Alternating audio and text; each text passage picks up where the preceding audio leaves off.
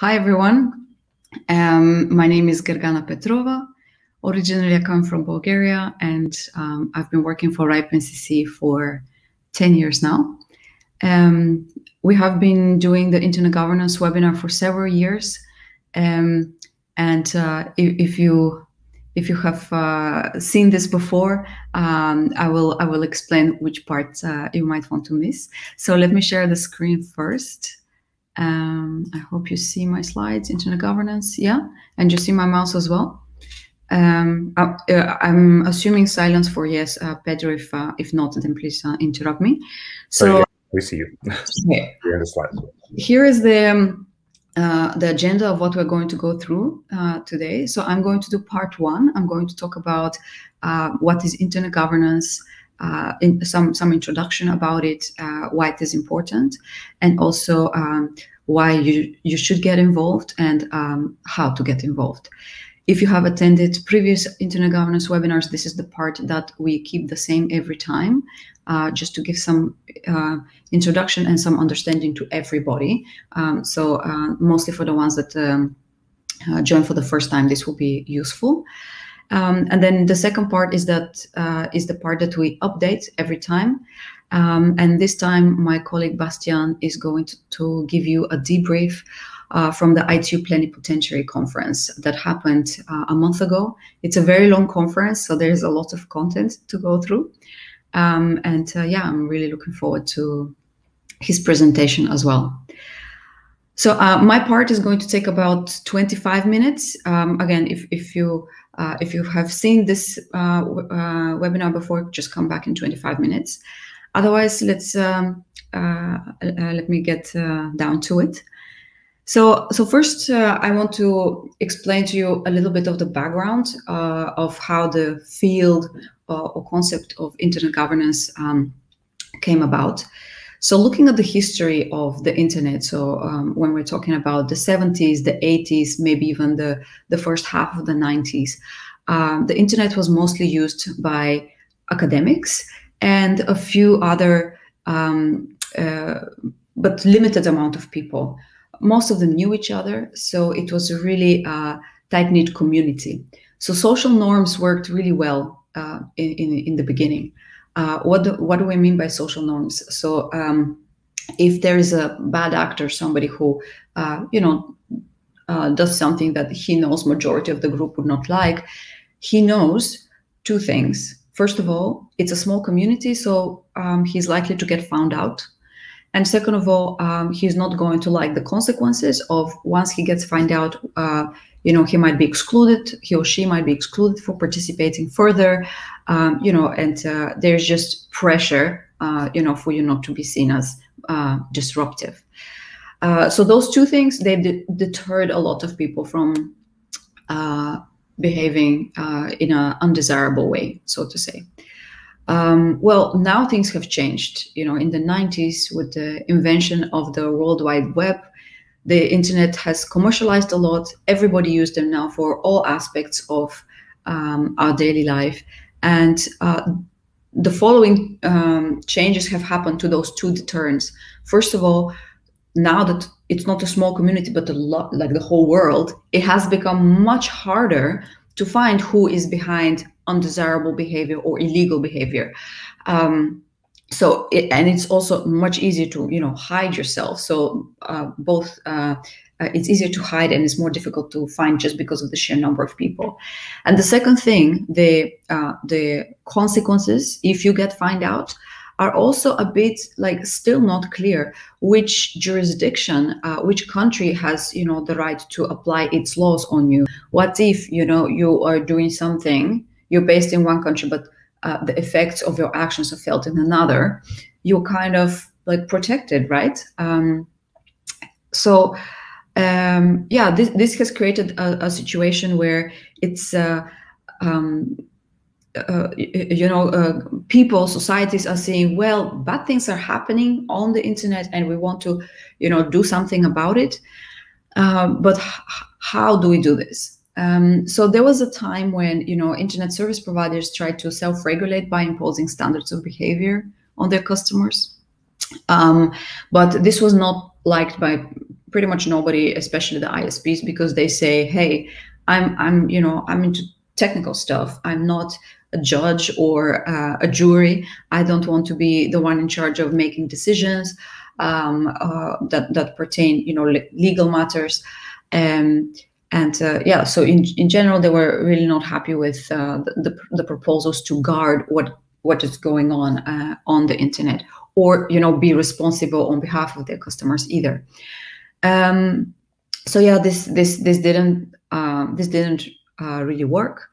And I just want to give you another example. So here we're talking about like individual bad actors, but the bigger problem that has arisen now is the fact that we have created like some sort of systems that just the system as a whole might need to change in order to prevent the wrong incentives. Let me explain with the animation.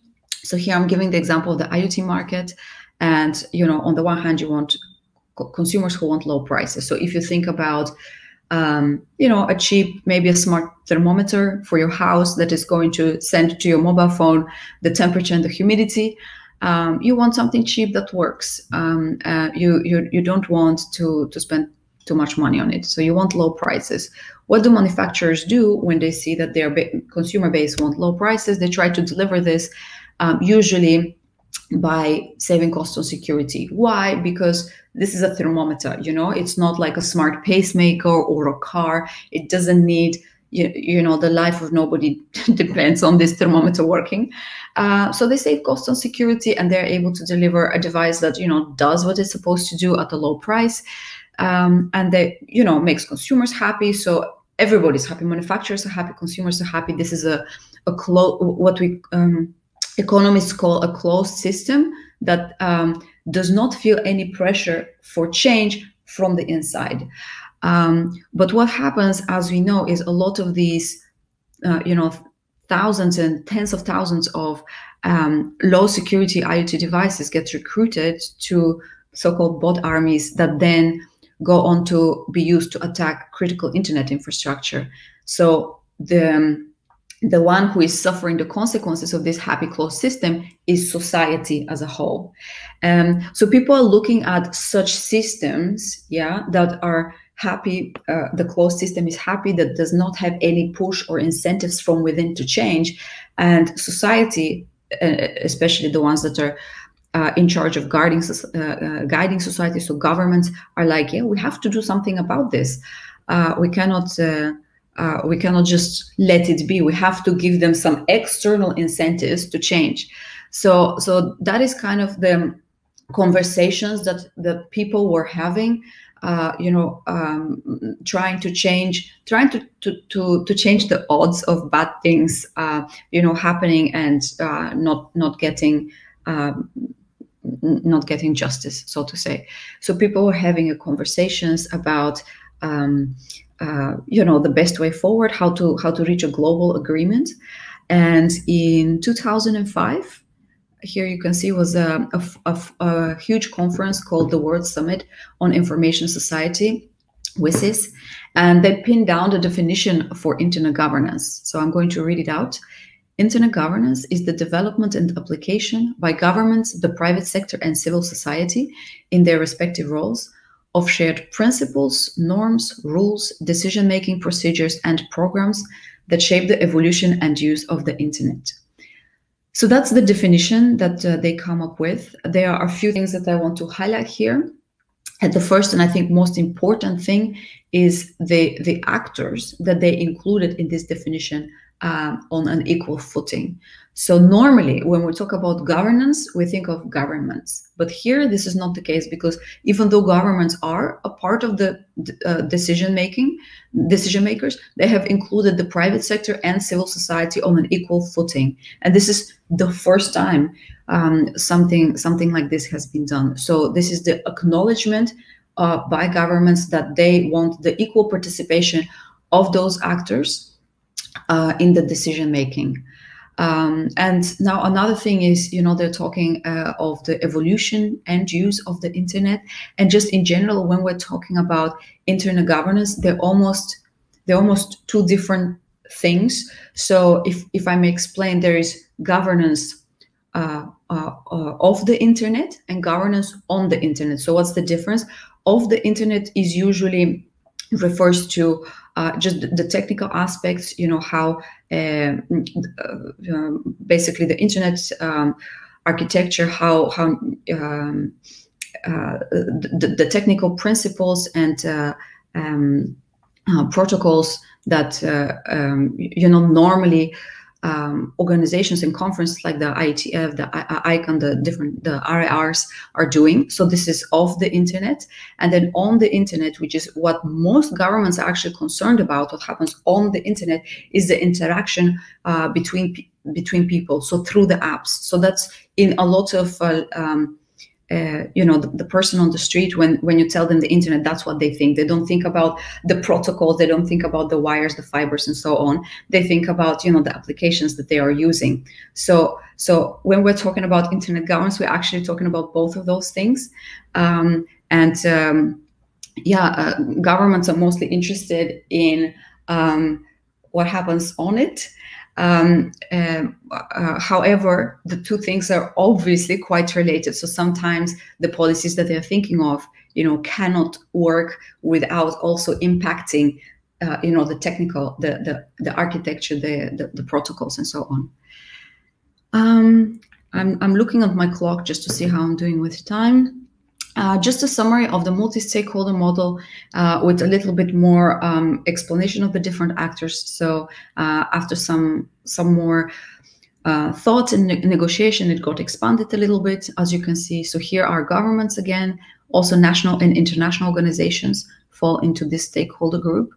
The private sector or businesses, civil society also got expanded to include just all internet users. And then two new groups were acknowledged, as the technical community and also academia. So the idea is that all these 5 groups come together on an equal footing, and they debate, they express, the different opinions, and the hope is that they come up with a consensus together.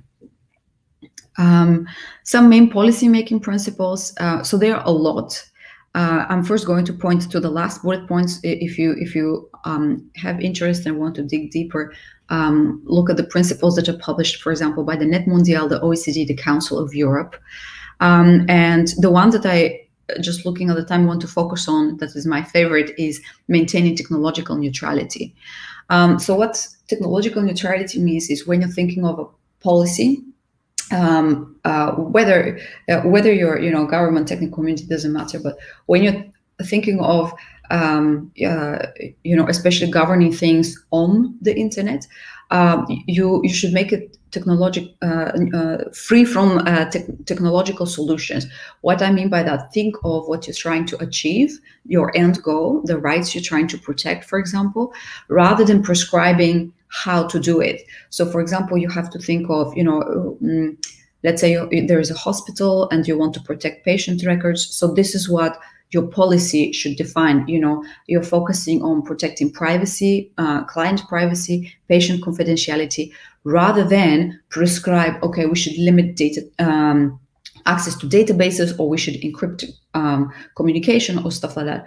The reason for that is that policies always take a long time to agree, while technology changes very quickly. So if you put technological solutions into your policy, by the time you've accepted it, maybe 2 months later, something new is used, and your policy is all of a sudden out of date. So you have this never-ending chase between to update the policy.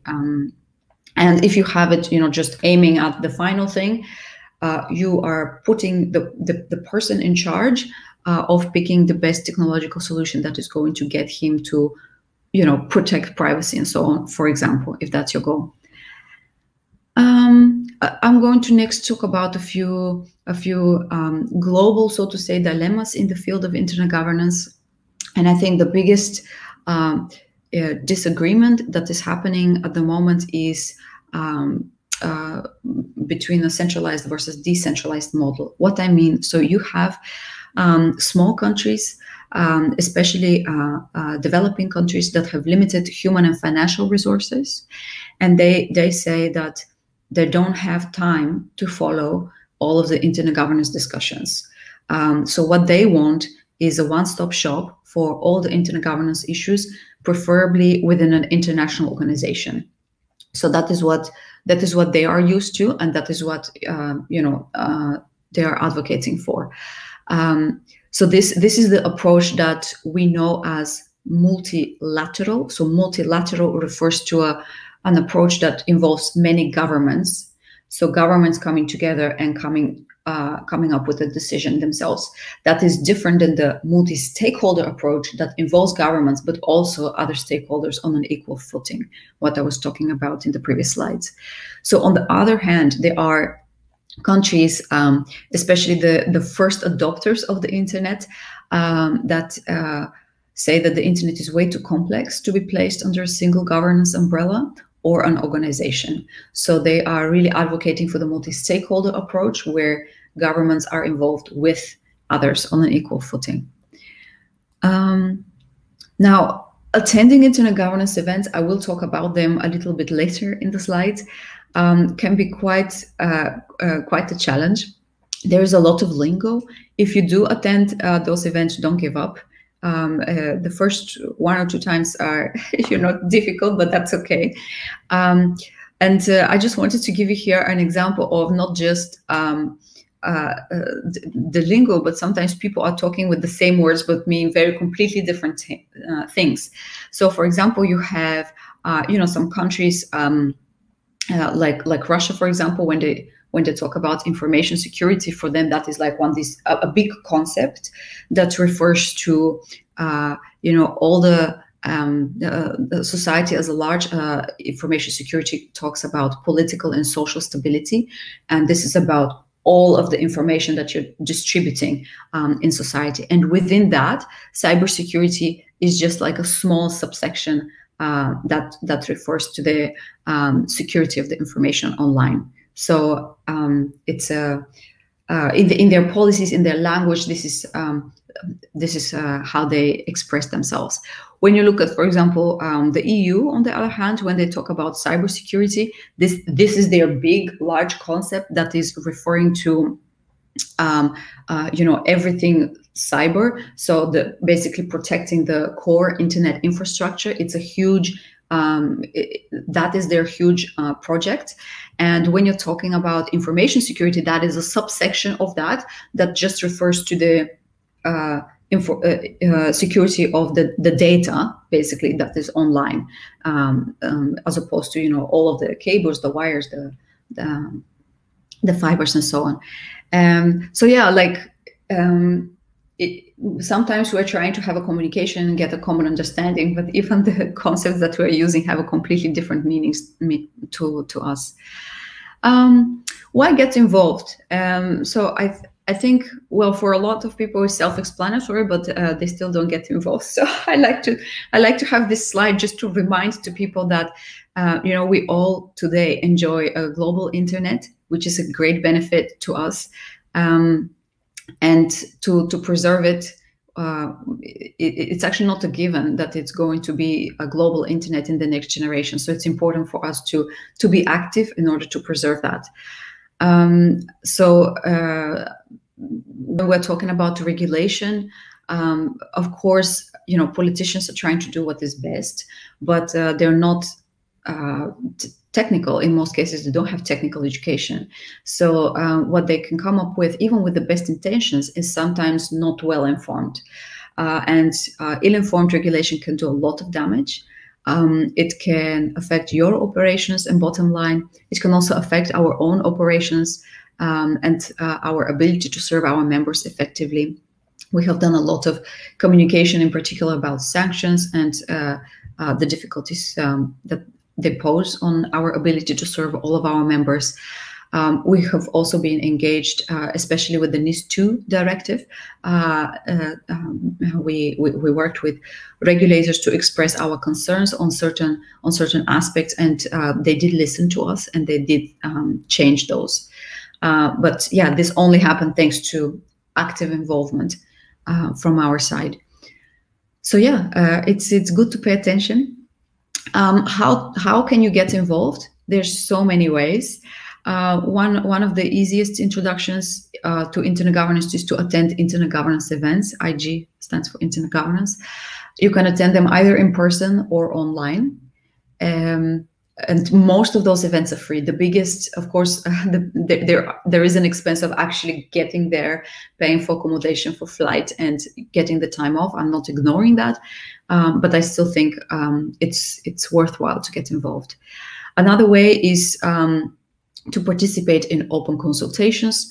The EU has a lot of open consultations. If you click on this link, it will take you there, put some keywords, because you're going to see probably 200 open consultations that the EU has at the moment for vast, many different areas on different topics. So just put maybe telecommunications or internet, some keywords to narrow it down. Your national governments can also have their own consultations. So yeah, just search for those and see if you can contribute. And yeah, you can also join the discussion on the RIPE Cooperation Working Group. This is a working group that is trying to connect governments, regulators, and the RIPE community. Yeah, so at the RIPE meeting, we have a regular slot, and we have interesting presentations and updates there. You can subscribe to the mailing lists. It's a good volume mailing list, so we send updates on it on different regulations, especially that would affect RIPE NCC's operations and the RIPE communities operations.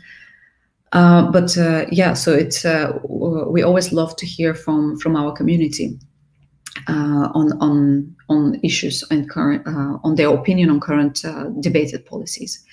And then something very concrete.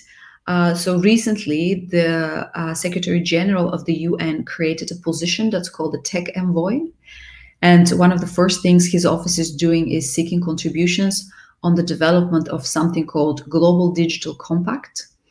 So this is like an agreement to preserve the global internet. And the deadline for contributions is 31st of March. It looks like it's far away. It's not. You can submit contributions on your behalf, on your organization's behalf, or even a bunch of organizations, joining together to express an opinion. Yeah, please consider participating and doing that.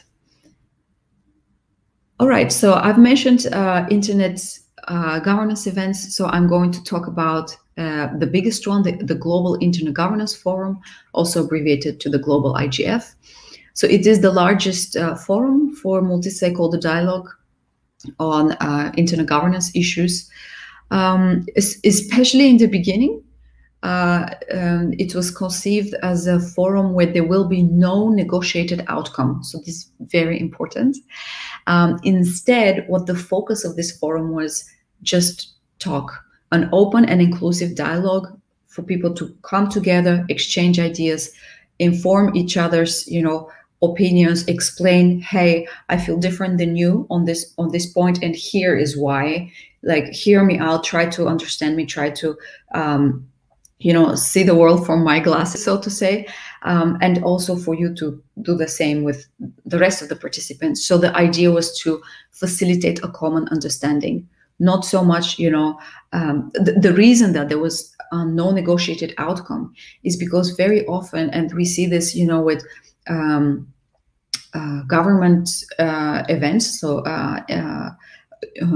usually the delegates have like a task. Okay, you have to go to this event and try to get these points added into the final proposal or the final document or whatever. So they're coming there with the task to convince, the task to convince others of their opinion. So it is a heavy task. It really completely changes your mindset, and like your job is to convince everybody else, not so much to listen. So without having this burden, you're really relieved and open to just hear people out and create a better understanding. I'm saying especially in the beginning, because for the last few years they do publish something called like a summary of key messages and a yearly report. This is not really a negotiated outcome, so to say, but it is a little bit more of a tangible result that that summarizes all of the key points made, so that people can, when they go back to their bosses, they can say, here is what the result of this week-long conference was. So yeah, if you're interested, you can also go on the Internet Governance Forum's website and check out the last few reports and key messages. What sort of issues are discussed at the Internet Governance Forum? Way too many. So I would need probably 3 hours to go through everything. You can see a word cloud with the main issues. You can see a mix between humanitarian issues, so to say, and technical topics. Again, it's like a week-long conference, and I would not expect anybody, especially first-time attendees, to attend every session. Just pick a few topics that are most relevant to your work and attend the sessions that are about that. This is my recommendation for people entering the field. Always don't be overwhelmed with everything, but prioritize the most important points for you. So here is the link where you can register. The registration is free. The next Internet Governance Forum is pretty soon, 28th of November to 2nd of December. It's happening in Ethiopia, in Addis Ababa. I know that, so if you're hearing this for the first time, it's maybe a bit too short notice to buy the flights, but then consider attending online. So I'm attending online as well. You can choose the sessions. It's seamless. Your participation. They have put a lot of effort to make sure that online participants can, contribute, can ask questions. So I would encourage you to do that. We do have Sebastian is attending, and a few other of my colleagues, Chris, Carla, and Ulka are going to attend in person. So watch out for them if you are going. And yeah, I'll be online, and I hope to see some of you there as well. The theme for this year's Internet Governance Forum is connecting all people and safeguarding human rights, avoiding internet fragmentation. This refers to, like different countries, governments coming up with regulation that doesn't match each other. So that leads to, a split, and you having a different internet depending on which country you're sitting in. Governing data and protecting privacy. It's another big topic, a returning issue to the ITF, to the IGF, enabling safety, security, and accountability. And lastly, new technologies such as AI and others. Other Internet Governance Forums, so they are regional ones in addition to the global IGF. So here I'm just listing two. There is EuroDIG, that is for geographical Europe. The last one took place in Trieste. You can read the key messages that they publish online, mostly centering around digital sovereignty, regulation, and new tech. And we also, RIPE NCC staff has a blog for several years now from EuroDIG events. I forgot to mention, for the global IGF, we also keep a blog on RIPE Labs. This year, in 2 weeks, we're also going to have one. So you can watch out for that as well.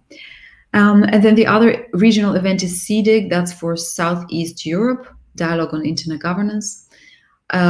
Last year they had, because during the pandemic, they had 7 online series, quite interesting, all recorded. You can take a look if you have time and interest.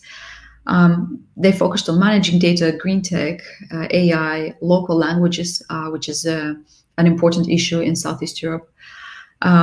This year, because of the war in Ukraine, they haven't done another iteration of CDIG. We are hoping to pick it up next year.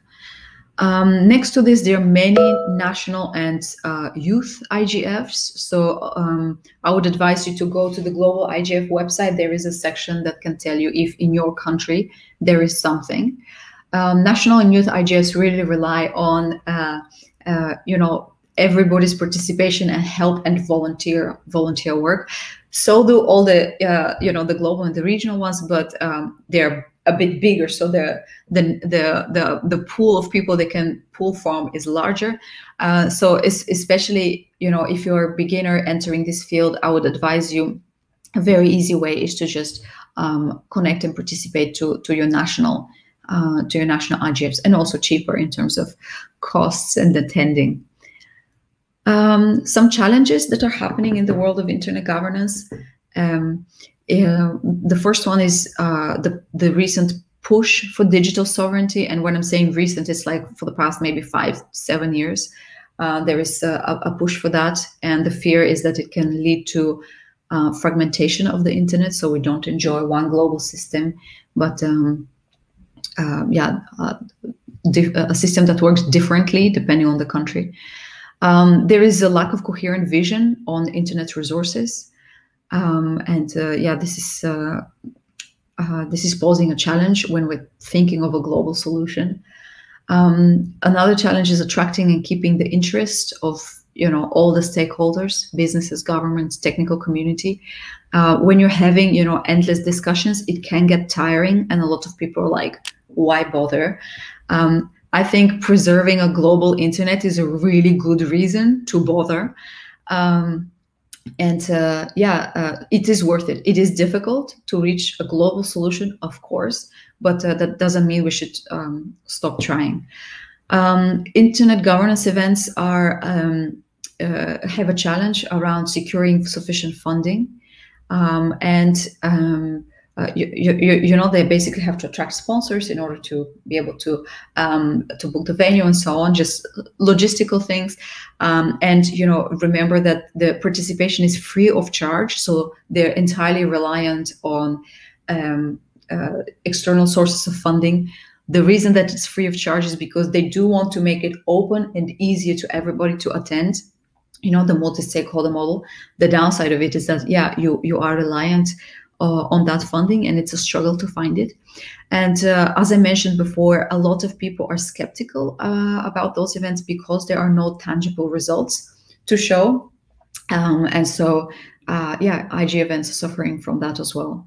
And then the last challenge that I'm going to name here is there's still a lot of discussions, especially discussions that are about economy and trade, so about money, that governments are still having behind closed doors. So they're not open to all participants. We are kind of at a crucial moment. I'm looking at the time, so I'm going to go a bit fast here. We're at a very crucial moment at the moment when we're talking about a global agreement on the internet. It really can go in any direction. Are we going to have successful governance events with clearer outcomes? Will the business and governments participate more actively, and will there be an increased commitment to the multi-stakeholder approach, or will support diminish of that approach, and will governments basically put their foot down and be like, no, we want to regulate our own space, and maybe put it in the hands of international organizations. That is to be decided based on what happens in the next few years. The next few years are going to be crucial for that. Wanted to let you know, so in the next few weeks, so by end of November, we're launching an e-learning course on internet governance. It takes about 3 hours to complete, so it's a lot more detailed than the 25-minute overview that I'm giving you right now. You can find it on academy.ripe.net. On it here, you can also find a few other technical courses. This is the first course that is focused on not technical issue. Academy.ripe.net is free to everyone. So not just RIPE NCC members, but the RIPE community and anybody who access this link. The courses are free. I would encourage you to take a look if you're interested, and also share the link. More information on internet governance you can find in these two links. We will share the slides after this, so you don't need to remember the whole thing, but I just want to let you know. So the first link is a 40-minute introduction to the history of internet governance, a lot more detail than what I managed to tell you today, and it's really worth it. It's really good. It basically explains to you, how things ended up being the way they are today. And then the second link is a book, so that requires more time investment on your part, a book on internet governance that goes into a lot more detail. If you remember that word cloud from the Internet Governance Forum, it goes into more detail into the individual aspects of it. So I think this is my last slide. Please let me know if you have any questions. I saw that in the chat a few things popped up.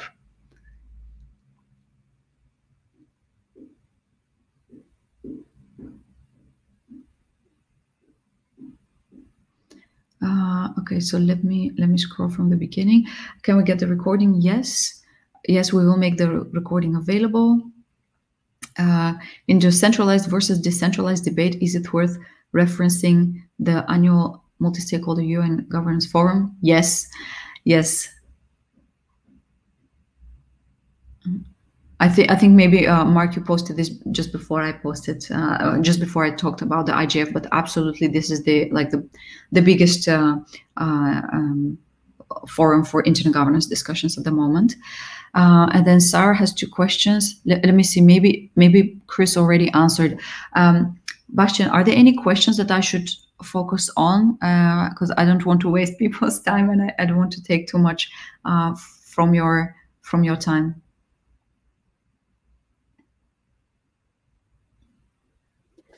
Hi, Gergane, this is Bastian speaking. Yeah. Like the question from Sarah Alemin, I don't know if you like to share there. First of all, with regard to the internet governance definition from the World Summit on Information Society, and the other comment with regard to the outputs of IGF meetings. Yes, so the initial definition did not include it. It was added later. What the outputs of the IG meetings, for example, from the IETF, the RFCs will be standard or will be used. So the IETF standards are voluntary. So this is and this is maybe a bit strange when governments do standards, it's the law, So for a government looking at the technical community where you have voluntary standards, it's very, it's very strange. They feel uncomfortable. So the good thing, actually, like a lot of people are debating, should the standards be voluntary or not? The good thing about it being a voluntary standard is that indeed only the best standards get deployed by everyone. So you have to, you kind of have to prove that what you're proposing is the best way forward. Of course, the downside of it is that the community, the internet community, takes a bit longer to implement those standards. Let me read the full question. What are the output documents from the internet governance meetings, policies, recommendations? So they do have, the yearly report with the key messages. And I think Mark also answered that there are, for example, the dynamic coalitions. The Global IGF is more than an annual conference, yes. It has a lot of diverse ongoing intersessional activities. Also, they have like 22 dynamic coalitions on different topics. So if you are interested, go on the Internet Governance Forum website, the one that I showed on my slides, and click on the section for dynamic coalitions. Look at the list of the 22. Each of them has a mailing list. Subscribe to the mailing list that you're interested in. And so that's a way to get involved in those topics without having to wait for the yearly event.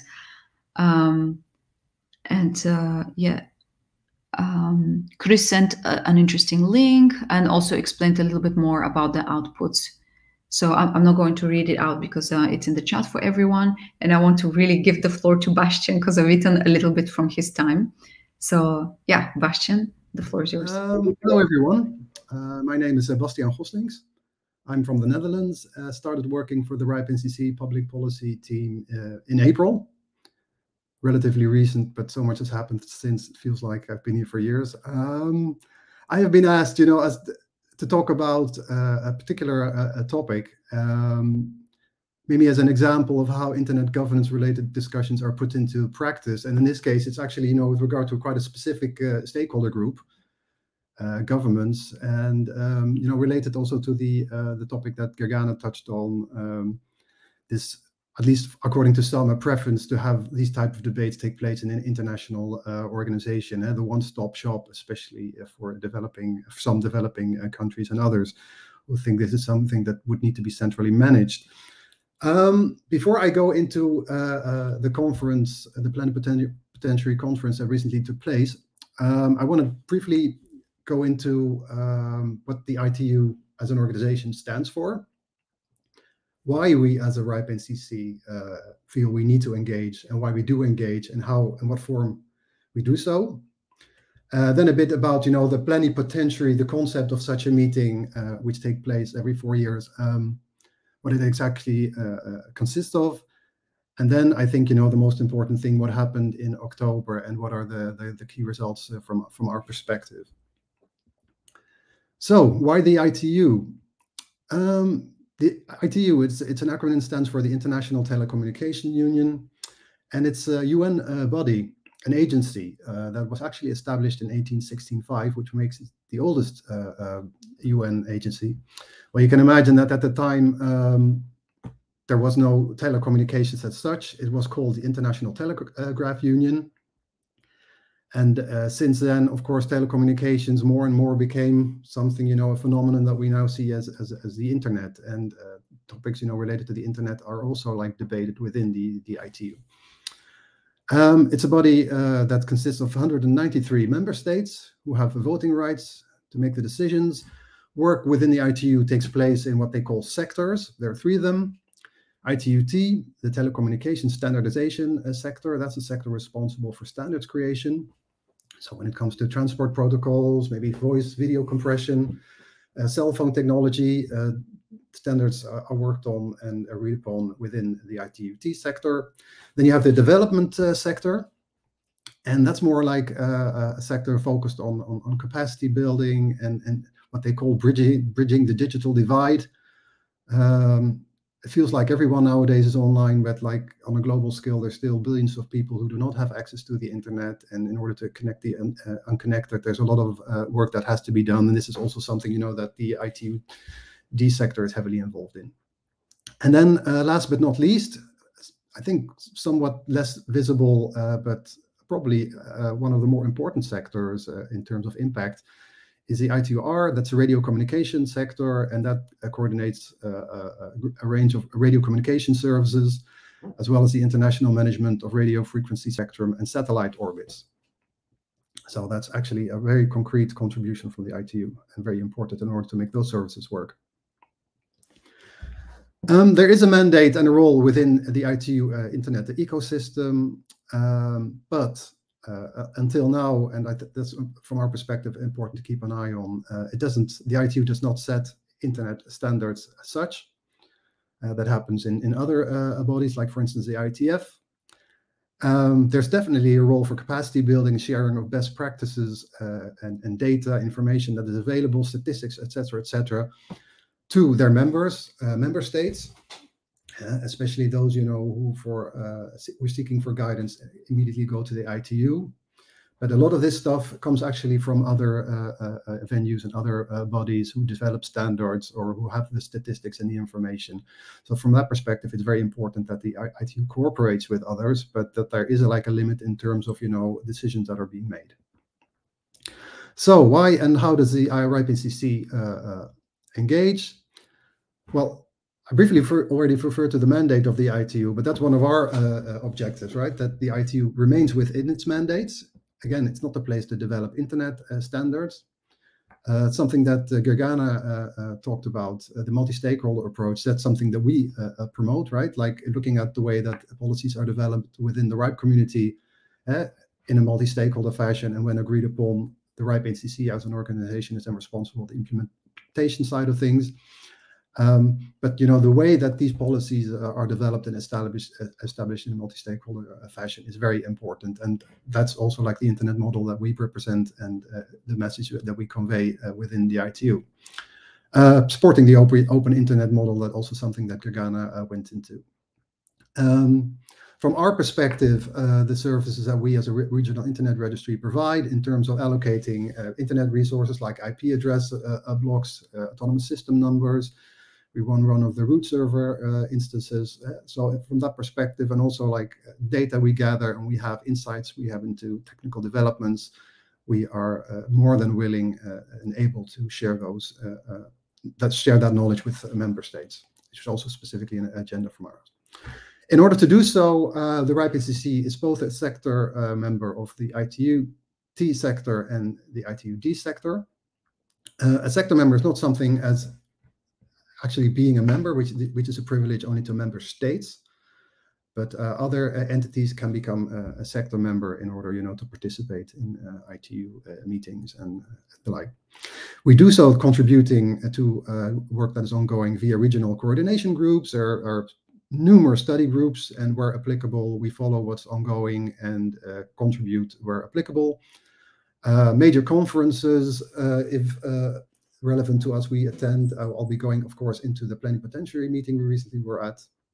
And then there are numerous informational ad hoc experts group, and where applicable, we also provide our technical expertise and knowledge.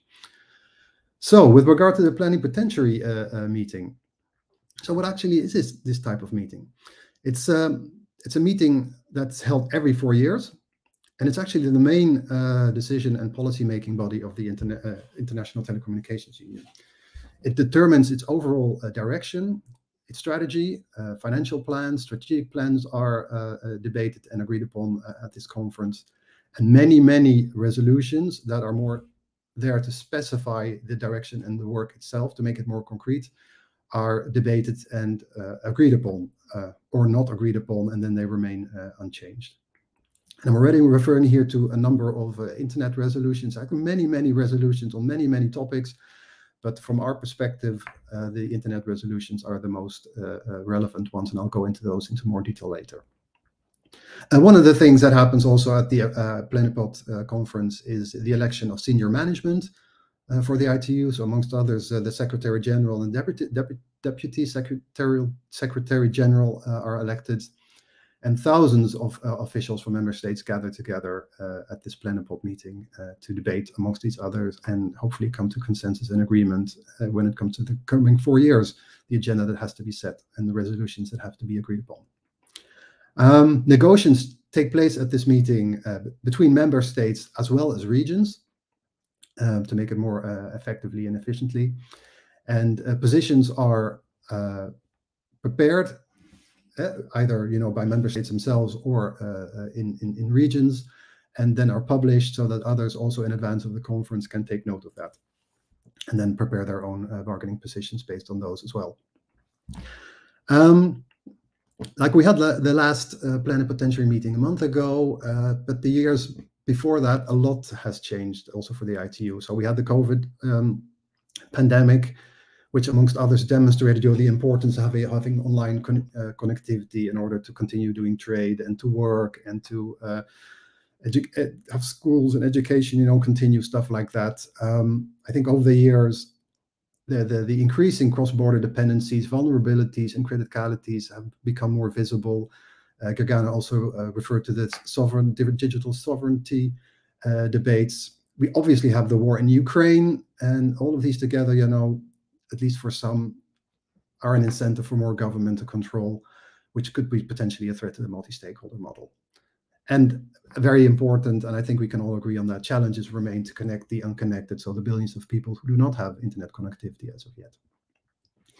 So with regard to the 2022 Plenipot conference, that took place end of September and then up until the first half of October, which I guess is a 3-week conference, basically divided in 3 parts. It's not as black and white as here, but it gives you some sense of what happens.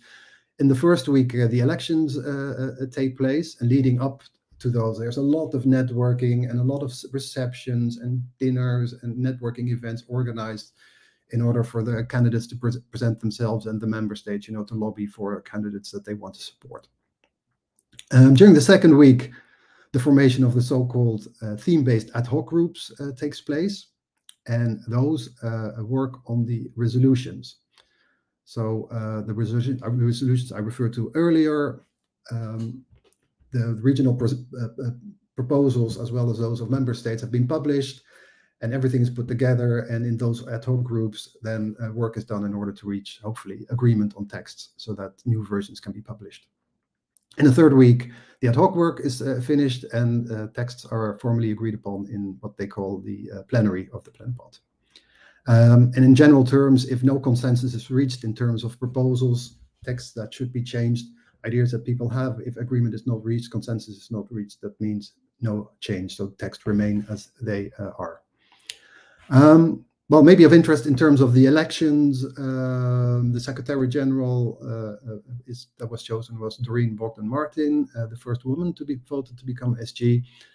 And there was another candidate, a Russian candidate, and she actually beat him in terms of votes, 139 against 25 votes. So that was like a very, very clear win. Tomas Lamanauskas, a Lithuanian, he became the youngest deputy secretary general ever to be elected for this position. So this leadership of the ITU will guide council of the ITU for the next coming 4 years. And well, we'll have to see what that means. But of course, like in general, I think it's a good situation from our perspective to have a US and a Lithuanian lead the organization.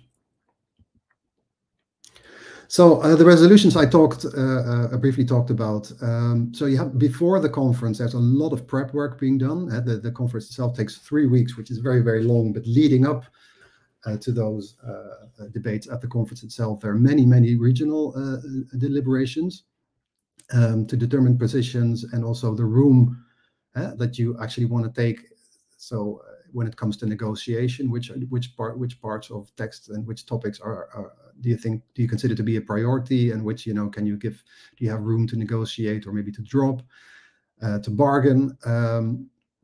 These regional proposals, called common regional proposals, are submitted before the conference, and then you have the opportunity to analyze what others submit and to see the differences between what your own region or your own member state proposes, as well as as opposed to what others want to see happening.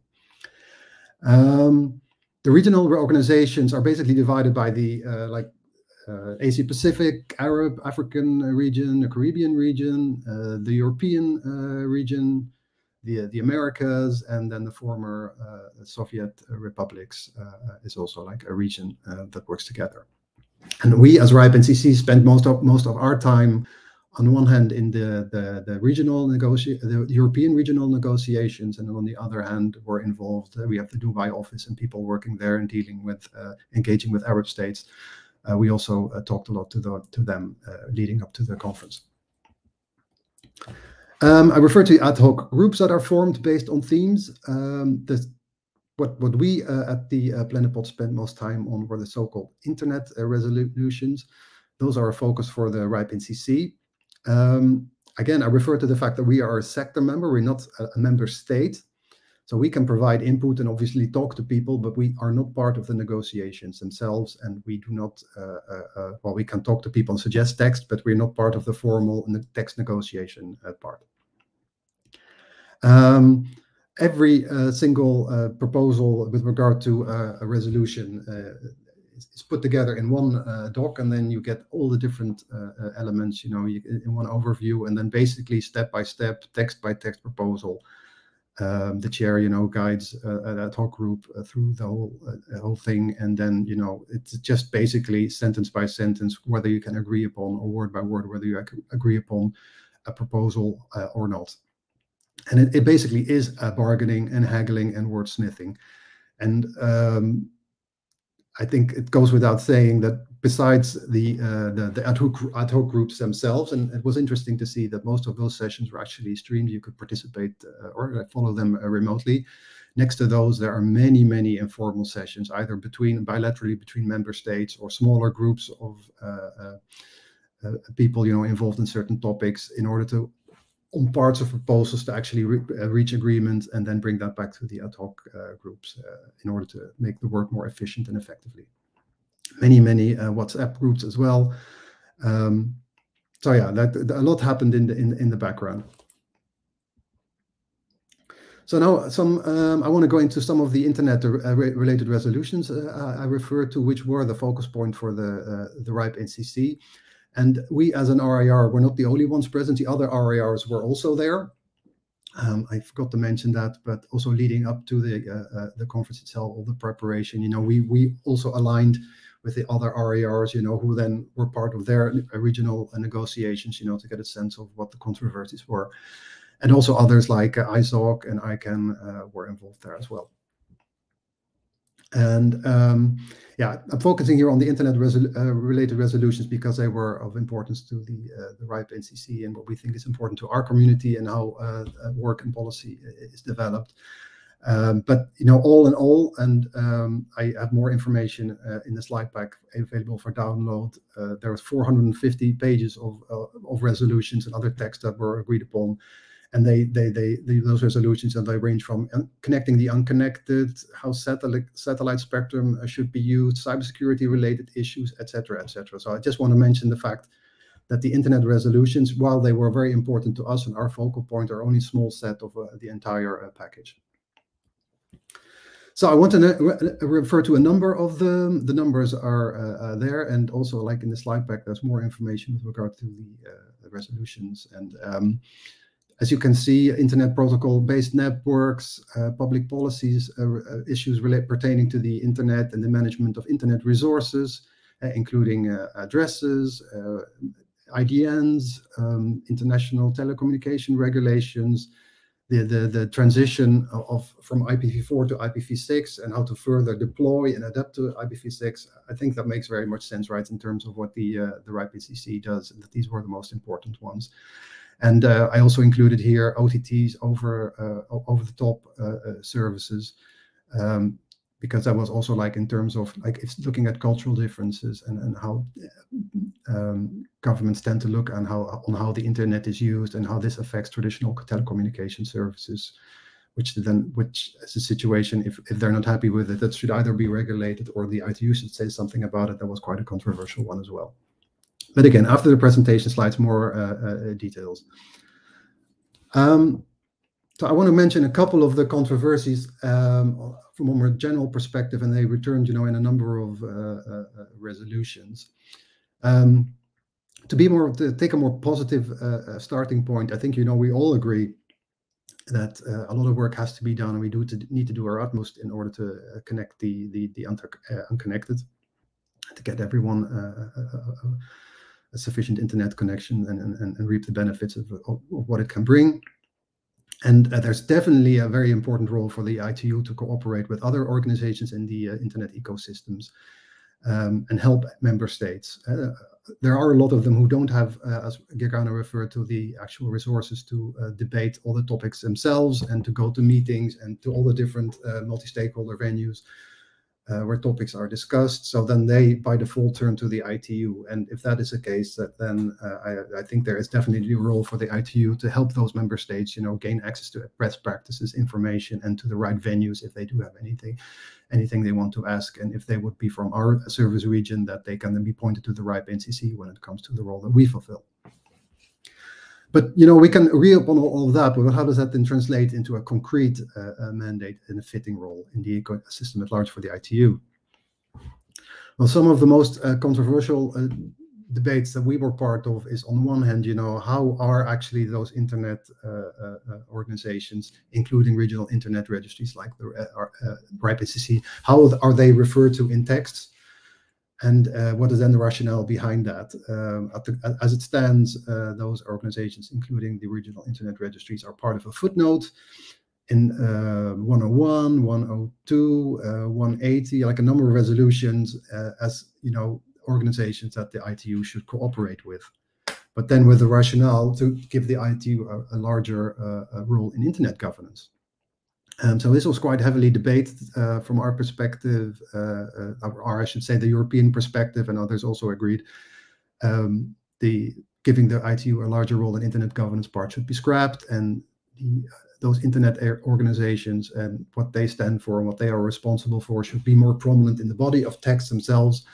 Well, this was actually something that agreement could not be reached upon, and there, as I referred to earlier, no agreement is no change. So those footnotes remain, including the referral to the internet organizations, but there is no change there. Maybe less explicit, but I refer to text that actually suggests that ITU should get an increasing role in internet governance without that being specified, by the way. But there were a number of proposals out there that suggested that the way that IP address space currently is allocated and is managed on a regional level, that there are problems with that, and there should be more of a role for the ITU there as well. So that was quite a controversial topic as well. No changes there either. But in the background, you did feel that, for instance, some were quite unhappy with the role that they can fulfill via the Governmental Advisory Committee with ICANN, or the current situation at the African Regional Internet Registry, which is dealing with a number of court cases and the potential impacts that might have on the longer term. So there were governments that were arguing that there should be more control from an organization like the ITU in this area, which did not happen. Then there's a council working group on internet. It's actually I don't have the acronym here, but anyway, it's a group from the council that determines work that is being done with regard to internet-related topics based on existing resolutions and others. And that's actually a working group that is only open to member states. And it was quite heavily debated, whether that should be opened up. Should it be opened up to anyone who wants to be part of this and contribute? Should it be opened up to sector members? But that was also a controversy that was not able, people were not able to come to an agreement and not able to fix that. So nothing changed there. So the council working group itself remains open only to member states, and leading up to meetings they have and to set their agenda, there are open consultations that everyone who feels they want to can contribute to. And then there were the international telecom regulations. Some of you might remember the big WICIT conference, World Conference on International Telecommunications, if I'm not mistaken, from 2012. Well, a lot has happened since in a decade in terms of how the internet works and the dependencies that are there. So obviously countries are going to step up when they want to organize a new WICIT. They want those regulations to be revised, new ones to be drafted, more control from the ITU in that space. That was actually also quite a controversial debate.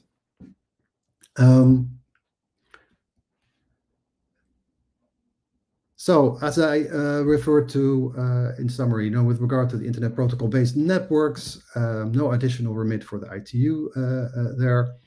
The internet organizations remain in a footnote, so they did not move to the main text. Same thing for the 102 resolution. Some benign language was added with regard to sustainable development, best practices, fostering corporations, cooperation, etc., etc. But no fundamental changes there. Also, with regard to the internationalized domain names discussion, it was quite strange to see that because if you're not careful, then text ends up in resolutions that actually make no sense at all or is factually incorrect. And some of the proposals were actually based, on parties not even understanding actually what an IDN was or what universal acceptance meant. And so the discussions were sometimes strange but interesting nonetheless. But no consensus was reached there either, and that also meant no change. And then I think, with regard to IPv4 to IPv6 transition and further deployment of IPv6, the title of the resolution itself is now focused on deployment. They got rid of the transition from IPv4 to IPv6 part, because that's in itself not relevant anymore, and some new language with regard to the role of private sector investment was added, multi-stakeholderism, and etc. So benign text. There too, the Internet organizations remained in footnote. So all in all, what do we think of the end result? Well, we can say we're happy. You know, there were a number of controversial proposals, ideas that we would think, from our perspective, would not be beneficial. They did not end up in text as such. The thing is, on the one hand, you know, how concerned should you actually be with regard to what's happening in the ITU? I do think it's important, because there are numerous member states who by default go to the ITU and think this is the authoritative source of internet-related information. And if it's officially an ITU text, you know, that legitimacy is for them it gives them reason to maybe even just copy paste the text and incorporate it in their own telecommunication/internet-related policy. So from that perspective, it is definitely important what happens there. The thing is, we can agree or agree to not agree, but already countries are referring to the fact that, okay, no consensus is no change, but they will put this again on the agenda for a next Plenipod meeting, or topics can pop up in study groups nonetheless. For instance, with regard to ITU standards, internet-related standards setting, it remains a topic. Without going into detail, topics like new IP and IPv6 proposed in study groups or earlier at other conferences, they were not explicitly discussed at the Plenipod meeting. But there is a continuing risk that these will pop up again during study group sessions, or it may be broken up into smaller parts and divided amongst different study groups, you know, in order to get this going, because certain countries think that is of essence, that the ITU becomes more involved here. Yeah, and I've referred to the fact, you know, maybe somewhat of a compromise in terms of, you know, the explicitness of referrals to the internet organizations, the ISTAR orgs, as well as the openness of the CWG internet. But with regard to the latter, from our perspective in itself, it's not a bad thing, because we certainly did not want, you know, to legitimize the ITU as being a multi-stakeholder organization if this would have been opened up. I included here a link to our summary report, you know, that my colleague Suzanne Taylor wrote. She was also at the Plenipod in Bucharest in October, and I think that's a great overview. So please, you know, have a look at that, and I think that is definitely of interest. And as I referred, you know, in the slide pack, there's more. You have my notes there that will give you some more details with regard to certain discussions and certain topics, as well as, you know, further referral to internet resolutions and other topics. So with that, I am done here, and I look forward to any questions or comments or other feedback, you know, that people would like to provide. Thank you. I see a comment from Mike Blanche, who was also at the Plenipod. I remember that. There was no agreement on opening CWG Internet, so it remains that it is. That is at least, you know, the message I also tried to convey. So if there's anything in the way I phrased it that creates confusion, Mike is totally right. So it's member states only. Thanks, Bastian. Jürgen already mentioned, we have our e-learning platform, the Academy, the RIPE NCC Academy, and you can reach it on academy.ripe.net, where we will be releasing, I believe, in the next 2 weeks, an online course on internet governance. So we'll have more details on the content of today, together with other e-learning courses that are already available on IPv6, BGP security, IPv6 security, and other topics. So go ahead and take a look. And finally, this is our certification program. So if you or anybody you know is interested in getting certified by the RIPE NCC, or currently we do provide these 3 certifications, then you feel free to do so. So you just check more details on getcertified.ripe.net. about our RapidCC Certified Professionals program. Yeah, so that we can basically log in, register for an exam, and then you'll be able to accomplish that exam online via online proctoring session. Well, I just wanted to thank everyone for attending. It's really great to see so many of you here. Thank you for the active participation in the chat as well, both for the questions and for those of you who answered some of those questions. Yeah, it will be great to read your feedback as well to see if there is some topics that you'd like to hear from us more on. That's it from me. Thank you. Yeah, no, thank you. I don't have anything to add to that. I can only say, thanks for the opportunity. Thanks for having me. And if in hindsight, people have any feedback or ideas or whatever, please let us know. But thanks again for participating. All right. Thank you, Gergan and Bastian. Then we will switch off for now. Thank you, everyone, for participating. Well, see you next time. Bye, everyone.